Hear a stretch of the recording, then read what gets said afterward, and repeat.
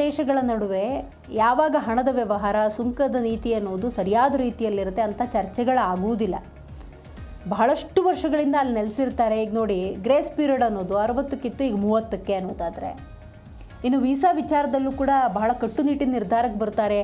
ಫಾರ್ಮಾದಲ್ಲಿ 100% ಸುಂಕ ಅಂದಾಗ ರಾಜತಾಂತ್ರಿಕವಾಗಿ ಕೂಡ ಬಹಳಷ್ಟು ಸಮಸ್ಯೆಗಳನ್ನು ಎದುರಿಸುವುದು ಅಥವಾ ಸಂಘರ್ಷಗಳು ಕೂಡ ಆಗಬಹುದು.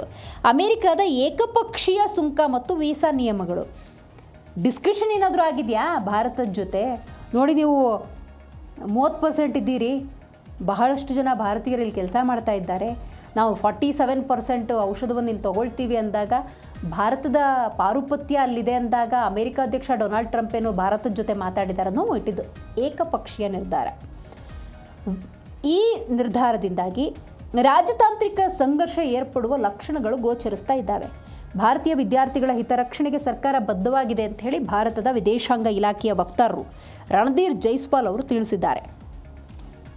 ಹೊಸ ವೀಸಾ ನಿಯಮಗಳಿಂದಾಗುವಂಥ ತೊಂದರೆಗಳ ಬಗ್ಗೆ ಭಾರತ ಸರ್ಕಾರ ಅಮೆರಿಕದ ಅಧಿಕಾರಿಗಳೊಂದಿಗೆ ಮಾತುಕತೆಯನ್ನು ನಡೆಸಿ ನಿಯಮಗಳನ್ನು ಸರಳಗೊಳಿಸೋದಕ್ಕೆ ಯತ್ನಿಸ್ತಾ ಇದ್ದಾರೆ.